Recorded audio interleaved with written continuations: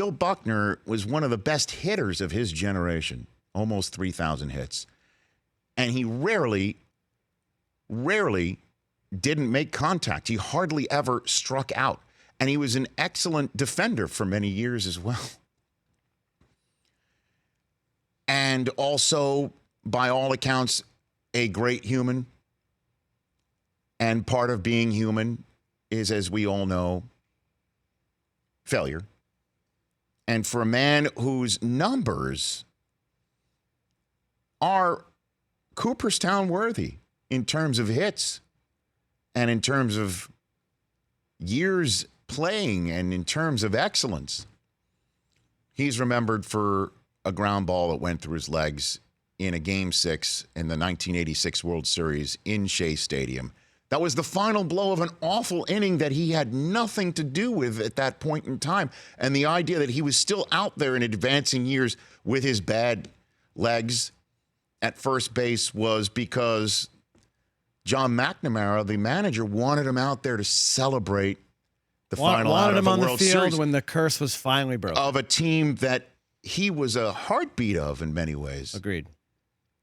It's really too bad. Wanted him out there, and the ball found him in an inning, again, that he had nothing to do with some of the screw-ups that happened in that inning, and then that was the final nail in that inning's coffin, in that game's coffin. It wasn't the nail in the series coffin either. Red Sox had the lead in Game 7. Everybody seems to think in the history of the game, we're talking about this moment, that it ended the World Series and the Mets won the World Series. No, it just created a Game 7 that, by the way, took a couple of days to materialize because it was rained out the next day. So there was, pens were rested. It was kind of ready to go in a Game 7. The only thing is it was not at Fenway Park. It was at Shea Stadium. And they did lead in Game 7. And 3-0. Buckner is remembered for that moment and his graciousness living with it.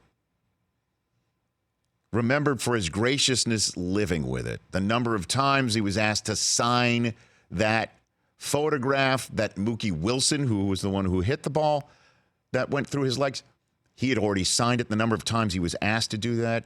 Larry David, who's been a guest on this show, did a whole episode of Curb Your Enthusiasm about Buckner and reached out to Buckner and got Bill to play a role in which he was kind of poking fun of himself. Buckner did that too. Good man. Remembered for one moment in time that is totally anathema. Runs counter two. Big word art. The rest of his playing career. You can't tell the story of baseball without talking about one of the seminal franchises in all of sports on earth, the Boston Red Sox. And you can't tell the story of the Boston Red Sox without the curse. Right. And you can't tell the story about the curse without Bill Buckner's play in Game 6 of the 1986 World Series. You cannot. A play that happened in a tie game. Right. Yep. Which everybody forgets. As Jeremy Schaap pointed out at the beginning of the first hour, is like, why do we apologize to Boston sports fans or sports fans anyway? They should be apologizing to us for a physical error that he rarely did and shouldn't have been in the game, as he told the story about the game anyway. Even National League president at the time, Bart Giamatti, who he was in an elevator with going down in Shea Stadium with his dad, somebody else who he mentioned, and Bart Giamatti cursing up a blue streak about Dave Stapleton. Somebody became the ambassador to the Vatican? God bless Jeremy. He knows everything about everything.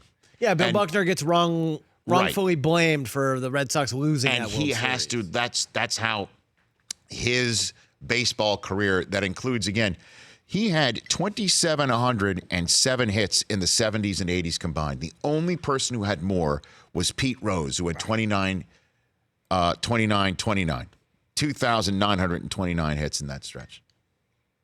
He never struck out more than 2 times in a single game. Half a golden sombrero was the worst he ever had in a game. And, you consider, well, he didn't strike out a lot. That means you're making contact and hitting the ball.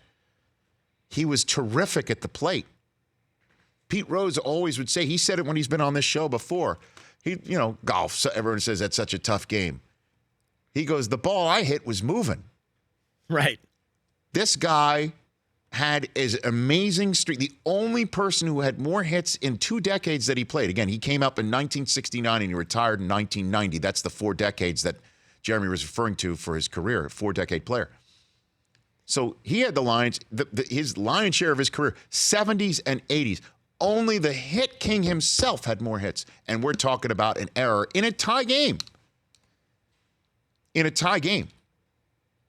That didn't end the series. Didn't end the series. And so it's part of our lives, and it is part of storytelling, and unfortunately it is part of fandom, that the story goes, Bill Buckner made one of the worst errors in the history of the World Series. And it wasn't anything close to comparable of what his entire career was about. And that is the story, I guess, of the 2 people we lost this weekend. For more of The Rich Eisen Show, tune to Audience Channel 239 on DirecTV for free on BR Live or download The Rich Eisen Show app.